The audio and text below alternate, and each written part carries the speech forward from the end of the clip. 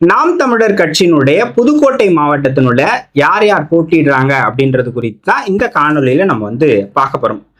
புதுக்கோட்டை மாவட்டம் ஒரு வரலாற்று சிறப்பு மிக்க தொல்லியல் சான்றுகள் நிறைந்த மாவட்டம் அப்படின்னு புதுக்கோட்டை மாவட்டத்தை சொல்லலாம். புதுக்கோட்டை மாவட்டத்துல குடைவரை கோயில்கள் இருக்கு, மயில் சரணாலயம் இருக்கு, ஆவுடையார் கோயில் இருக்கு, அதே போல சிற்றன்னவாசல் குகை ஓவியங்கள் இருக்கு. இவ்வளவு சிறப்பு மிக்க ஒரு மாவட்டம் புதுக்கோட்டை மாவட்டம்.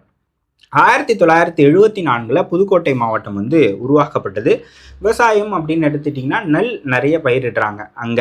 அதே போல கடல்சார் தொழில்கள் இருக்கு. நண்டு அதை பதப்படுத்துவாங்க இல்லையா, அந்த தொழில் அங்க பிரதானமாக இருக்கு. கயிறு தயாரிக்கிற தொழில் பிரதானமாக இருக்கு. அதே போல விசைத்தறியும் அங்க இருக்கு.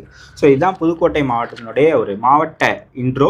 அங்கு வரக்கூடிய சட்டமன்ற தொகுதிகள் அப்படின்னு பார்த்தீங்கன்னா 6 சட்டமன்ற தொகுதிகள் புதுக்கோட்டை மாவட்டத்தில் இருக்கு. கந்தர்வக்கோட்டை, விராலிமலை, புதுக்கோட்டை, திருமயம், ஆலங்குடி, அதுக்கப்புறமாக அறந்தாங்கி. இந்த 6 சட்டமன்ற தொகுதிகளுக்கும் நாம் தமிழர் கட்சியின் சார்பில் வருகிற 2026 தேர்தலில் யார் யார் போட்டியிட போறாங்க அப்படின்றது அறிவிக்கப்பட்டிருக்கு. அவங்க யாரு அப்படின்றத இந்த காணொலியில நம்ம பார்க்க போறோம்.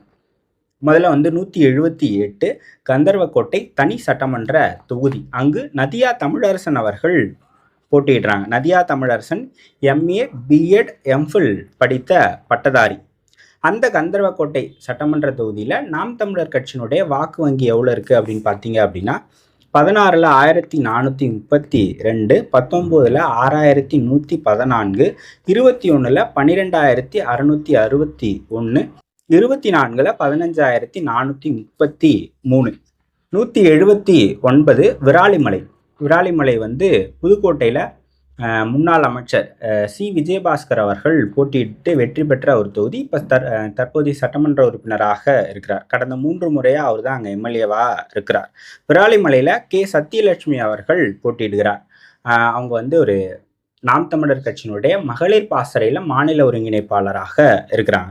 விராலிமலையில் நாம் தமிழர் கட்சியினுடைய வாக்கு வங்கின்னு பார்த்தீங்க அப்படின்னா 16ல் 815, 19ல் 7085, 21ல் 7035, 24ல் 17432. மூன்றாவதாக 180 புதுக்கோட்டை.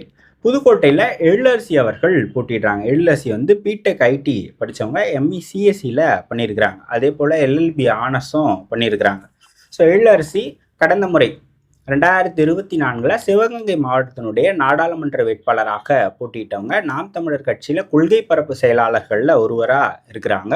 ஸோ புதுக்கோட்டையினுடைய நாம் தமிழர் கட்சி வாக்கு வங்கி அப்படின்னு பார்த்தீங்கன்னா 16ல் 1625, 19ல் 8421, 21ல் 11503, 24ல் 16764.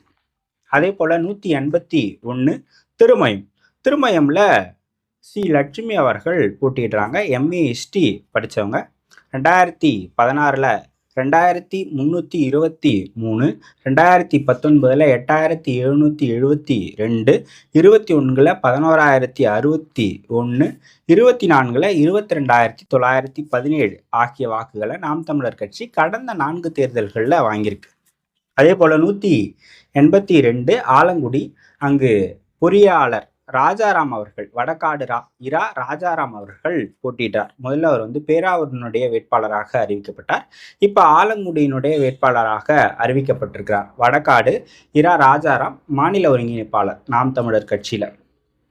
2016ல் 1495, 19ல் 10191, 21ல் 15477, 24ல் 24228.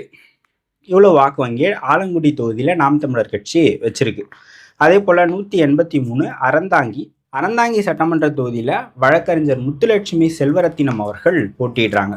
ஸோ நாம் தமிழர் கட்சி அறந்தாங்கி தொகுதியில் எவ்வளோ வாக்குகள் வாங்கியிருக்கு அப்படின்னு பார்த்தீங்கன்னா 16ல் 835, 19ல் 7206, 21ல் 18460, 24ல் 14793 ஆகிய வாக்குகளை நாம் தமிழர் கட்சி வாங்கியிருக்கு.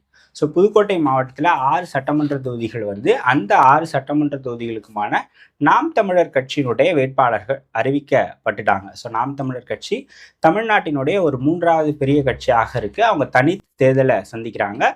ஸோ மற்ற கட்சிகள்லாம் கூட்டணி பேச்சுவார்த்தையில தான் இன்னமும் இருக்கிறாங்க. ஆனால் நாம் தமிழர் கட்சியில் வேட்பாளர்களே அறிவிக்கப்பட்டுட்டாங்க. ஒட்டுமொத்தமாக தமிழ்நாட்டினுடைய 234 வேட்பாளர்களும் பிப்ரவரி 21ஆம் தேதி திருச்சியில் வச்சு மக்களின் மாநாட்டில் அறிவிக்க போறதா சீமான் அவர்கள் சொல்லியிருக்கிறார்.